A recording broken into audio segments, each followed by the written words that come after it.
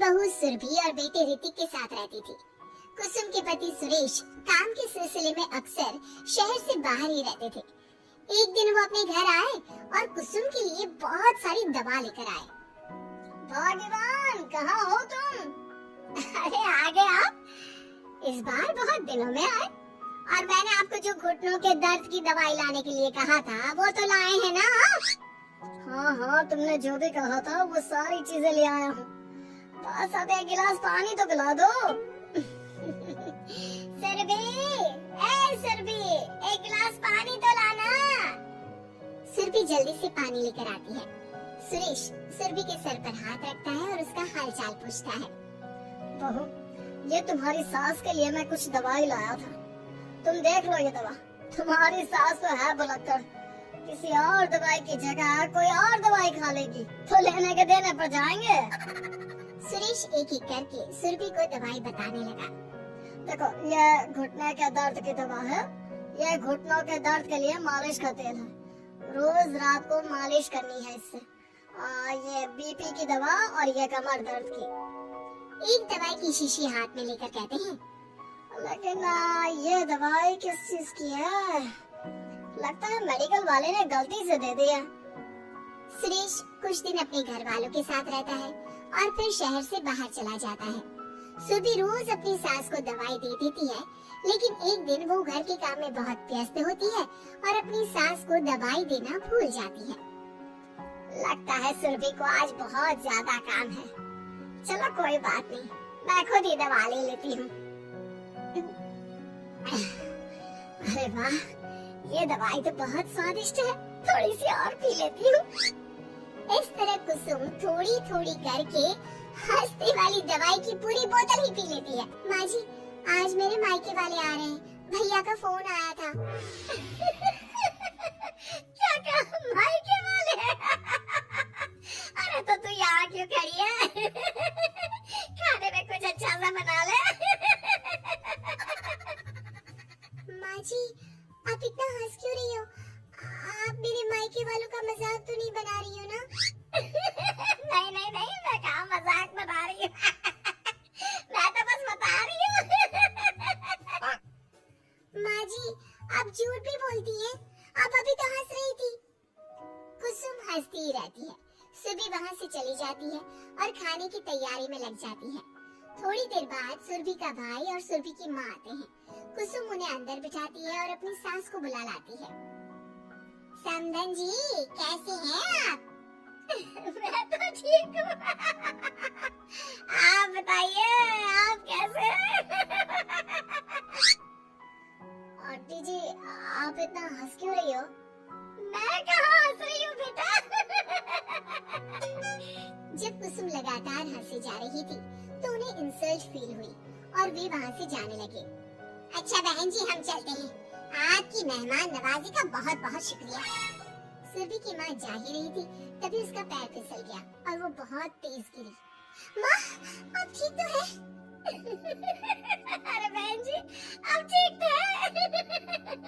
आपको चोट तो नहीं लगी ना? आप मुझसे पूछ रही हैं या मेरा मजाक उड़ा रही हैं? बहन जी, पहले तो आप इतनी बदतमीज नहीं थी, लेकिन अब क्या हो गया है आपको? माँ, आप ठीक तो है ना? अंदर चलिए, मेरे कमरे में आराम कर लीजिए। नहीं सुरभि, हम जा रहे हैं। हमें अपना मजाक और उड़वाने का शौक नहीं है। और सुरभि, तुम अपनी सास का इलाज कराओ। इस तरह सुरभि के मायके वाले चले गए तो सुरभि का गुस्सा चौथे आसमान पर था। उसने अपनी सास से कहा, माँ जी, आपने मेरे भाई और मेरी माँ के साथ ऐसा क्यों किया? अगर आपको उनका यहाँ आना अच्छा नहीं लगा तो आप मुझसे बोल देती। इस तरह उनकी इंसल्ट करने की क्या जरूरत थी? नहीं बहू, मैंने कुछ नहीं किया। अरे भला मुझे क्या पड़ी है जो तेरे घर वालों का मजाक उड़ाऊंगी? देखिए माँ जी, आप अब भी हंस रही हैं। आपसे तो बात करना ही बेकार है। सुरभि वहाँ से चली जाती है। अगली सुबह सुरभि को बहुत तेज बुखार हो जाता है और कुसुम उसे आवाज लगाती हुई उसके कमरे में जाती है।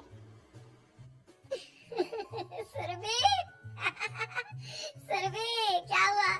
अभी तक सो रही हो तुम? क्या हो गया? माँ जी, मुझे बहुत तेज बुखार आ रहा है। अच्छा ठीक है, ऋतिक को बुलाती हूँ।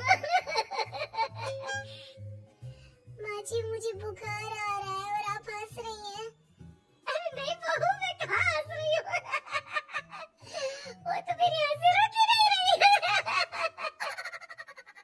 माँ जी, जब आपकी तबीयत खराब होती है तो मैं आपका कितना ख्याल रखती हूँ और आप मुझ पर हंस रही हो। चले जाओ आप यहाँ से।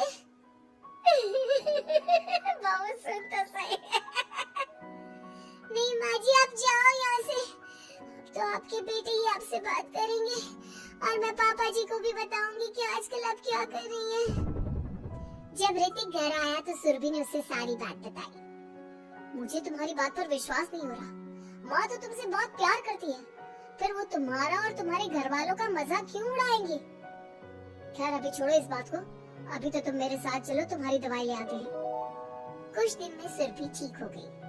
एक दिन ऋतिक को पता चला कि उसकी मौसी के बेटे राहुल की तबीयत बहुत खराब है, तो वो अपनी माँ और पत्नी को लेकर हॉस्पिटल पहुंचा। मौसी जी, कैसे हैं राहुल भैया?